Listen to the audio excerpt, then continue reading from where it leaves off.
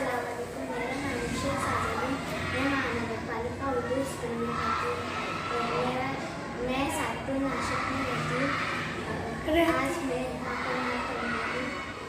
मेरी उल्फत मदीने से यूं ही नहीं, मेरी उल्फत मदीने से यूं ही नहीं, मेरे आका का रोज़ा मदीने में है, मेरे आका का रोज़ा मदीने में है। मैं मदीने की जानिब न कैसे खींचूं, मैं मदीने की जानिब न कैसे खींचूं, मेरा दीनार दुनिया मदीने में है, मेरा दीनार दुनिया मदीने में है।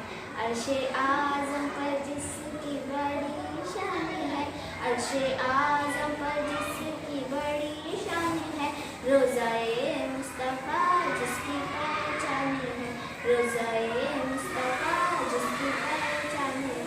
जिसका हम पल्ला कोई मोहल्ला नहीं, जिसका हम पल्ला कोई मोहल्ला नहीं, एक ऐसा मोहल्ला मदीने में है, एक ऐसा मोहल्ला मदीने में है।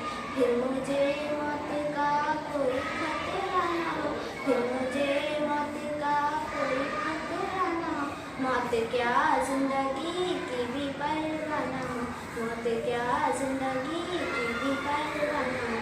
काश सरकार एक बार मुझसे कहे, काश सरकार एक बार मुझसे कहे, अब तेरा जीना मरना मदीने में है, अब तेरा